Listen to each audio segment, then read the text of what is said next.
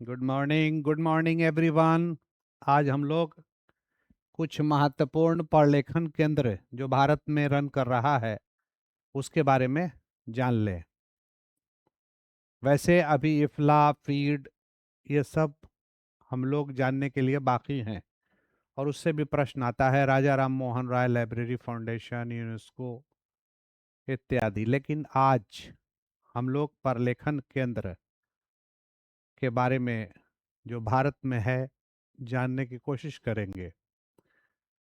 प्रलेख क्या होता है, प्रलेखन किसे कहते हैं? प्रलेखन केंद्र, सूचना केंद्र, सूचना, इन सारी चीजों को हम लोग जानेंगे।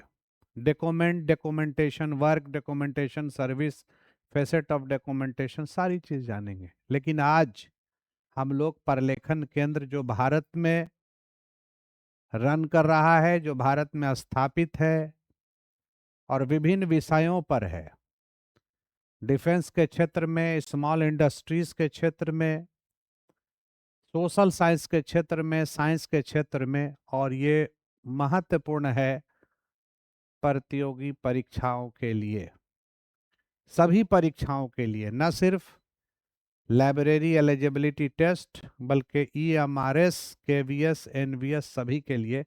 तो आइए हम लोग एक एक को देखते हैं कि कब स्थापित हुआ, हेडक्वार्टर कहाँ कहाँ है।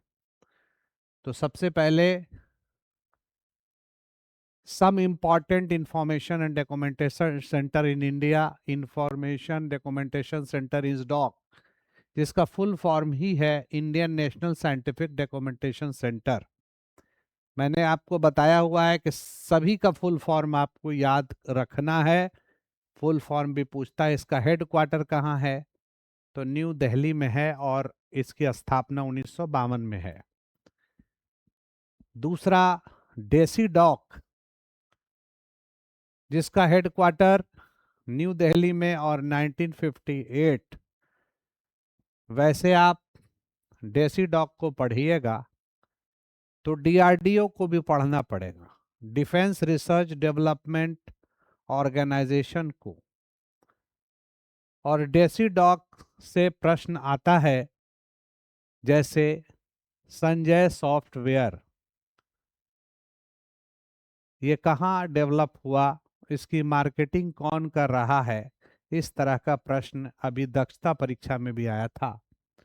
तो डेसी डॉक जो डिफेंस के क्षेत्र में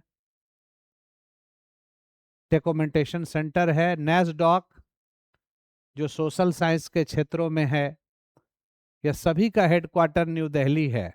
1969, लेकिन जब आप कभी कभी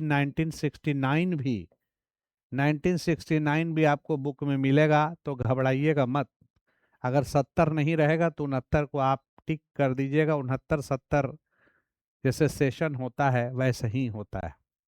और 1969 इसलिए भी दिया जाता है कि ICSSR, Indian council of social science research के अधीन काम ये करता है। ये भी पूछा जाता है कि ये किसके अधीन काम कर रहा है, ये और सामान्यतः ही पूछा जाता है। तो Indian council of social science research, उसी तरह से नेस्डॉक जो अभी हम लोगों ने पढ़ा वो CSIR के अंतर्गत कार्य कर रहा है। लेकिन जब शुरुआती दौर था तो नेशनल फिजिकल लेबोरेटरी, और जब इस डॉक के बारे में पूरी तरीके से आप पढ़ोगे तो पता चलेगा कि नेस्कॉम 1996 में है, और इस डॉक और नेस्कॉम को मिलाकर के निस्कियर बना है जो आप नीचे में देख रहे हैं 30 सितंबर 2002 में। तो जैसे जैसे अभी तो हम लोग ने इस्टेब्लिशमेंट ईयर, हेडक्वार्टर, इसलिए कि आप इसे याद कर लें। अगर आप इसे याद कर लेंगे तो आपको मल्टीपल चॉइस क्वेश्चन पकड़ने में आसानी होगी जो आपको एग्जाम में पूछा जाता है। उसी तरह से सेंडॉक है, इससे एक अलग क्वेश्चन भी होता है कि किस क्षेत्र का यह डॉक्यूमेंटेशन सेंटर है। तो ये स्मॉल इंडस्ट्री से रिलेटेड है, स्मॉल इंडस्ट्री से रिलेटेड डॉक्यूमेंटेशन सेंटर है। और ये हैदराबाद में है। और जब इसको भी पढ़िएगा आप तो 1970 भी मिलता है, ये सही डेट है, लेकिन कहीं कहीं 71 भी मिलता है। तो इसके लिए भी घबराना नहीं है, 70 71 इस तरह से होता है। NIC जो नेशनल लेवल का इंफॉर्मेशन सेंटर है, NIC, और इसी के अंतर्गत निकनेट भी काम कर रहा है। जब आप पढ़िएगा, आपको हम पढ़ाएंगे, आपको समझाएंगे। इनफिलिबनेट, निकनेट, डेलनेट, कैलिबनेट, मिलिबनेट, पूनेट, बूनेट, ये सब चीज़ जब पढ़ेंगे तो आपको पता चलेगा कि इसको कौन सपोर्ट कर रहा है और निकनेट जो बनाया गया वो क्यों बनाया गया। तो जब आप इस सब अध्ययन करेंगे और बिना अध्ययन किए हुए तो आप प्रतियोगी परीक्षा को निकाल भी नहीं सकते। निकनेट ई गवर्नेंस के लिए बना है, ताकि गांव गांव तक, ब्लॉक ब्लॉक लेवल तक इंफॉर्मेशन को पहुंचा दिया जाए। कोई भी अगर मान लो सरकार ने नोटिफाई किया तो वहां तक पहुंचेगा। तो ये सारी चीज़ हम लोग डिटेल जानेंगे। और ये NIC के कंट्रोल में है। और NIC का हेड क्वार्टर कहाँ है, तो आपको याद रखना है न्यू दिल्ली, 1976 में। उसी तरह से निषाद से क्वेश्चन आता है, निषाद का 15 सेक्टर है, उससे भी आता है कि अहमदाबाद में निषाद का कौन सा सेक्टर काम कर रहा है, कलकत्ता में कौन सा कर रहा है, पुणे में कौन सा कर रहा है, न्यू दिल्ली में कौन सा कर रहा है, बेंगलोर में 15 सेंटर है निषाद का। और पीटर लेजर का संबंध कहाँ से है, तो ये भी आपको आता है निषाद से ही, national information system for science and technology. और ये department of science and technology के अंतर्गत चलता है, इससे क्वेश्चन आता ही है।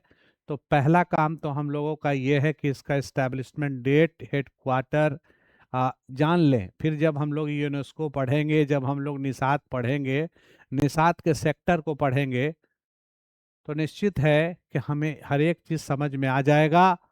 और मैं बार बार कह रहा हूँ कि हर एक को कंसेप्ट के साथ पढ़ना होगा। और बिना कंसेप्ट के ना आप DSSB में, ना आप KVS में, ना आप NVS में डिस्क्रिप्टिव क्वेश्चन लिख सकते हैं, और ना ही लाइब्रेरी एलिजिबिलिटी टेस्ट या BPSC में आप ऑब्जेक्टिव भी बना सकते हैं। और 3 स्टेप पे काम होता है, 3 स्टेप पे काम करना पड़ता है तैयारी में। पहला स्टेप क्या होता है कि जो हम नहीं जान रहे हैं उसको पढ़ के जानेंगे। दूसरा, जो हम जान रहे हैं लेकिन भूल जा रहे हैं, तो उसको मोर एंड मोर प्रैक्टिस करेंगे। और यानी बार बार उसको पढ़ेंगे। मोर एंड मोर प्रैक्टिस का मतलब है बार बार उसको पढ़ेंगे ताकि माइंड में सेट हो जाए। और तीसरी बात यह है कि जो हम बिल्कुल जान रहे हैं और बहुत अच्छे से जान रहे हैं, तो उसका हम मल्टीपल चॉइस क्वेश्चन से प्रैक्टिस करेंगे कि कैसे कैसे कैसे कैसे क्वेश्चंस आता है। और प्रीवियस ईयर का करेंगे और मॉडल क्वेश्चन करेंगे। अगर इस तरह से हम करेंगे तो निश्चित हम सफल हो जाएंगे। रणनीति अगर मजबूत होती है तो सफलता हाथ में होता है। रणनीति का होना, रणनीति का बनाना ही सफलता की कुंजी है। और जिसने रणनीति अच्छे से बनाया वो सफल हो गया। सिर्फ लड़ाई के मैदान में रणनीति नहीं बनता है, बल्कि सिर्फ पॉलिटिक्स में रणनीति नहीं बनता है, बल्कि पढ़ने के लिए भी रणनीति बनाना पड़ता है। तो रणनीति बनाना पड़ेगा कि हम कैसे सफल होंगे।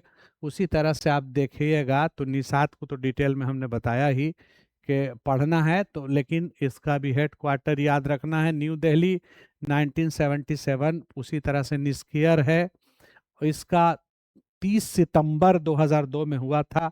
बल्कि ये पूरा याद किया जाए, ऐसे ही पूछता है।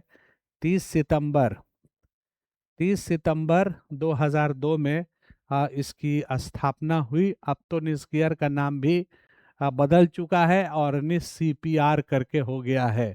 तो इस तरह से आप जब देखोगे तो निश्चित है कि आपको याद हो जाएगा, प्रैक्टिस अगर करेंगे। तो आज हम लोग यहीं तक, पुनः कल आपके साथ LIS कैरियर के साथ, लिस्ट कैरियर के साथ और नए टॉपिक के साथ, नए कंसेप्ट के साथ नई उम्मीद के साथ बाय बाय टाटा।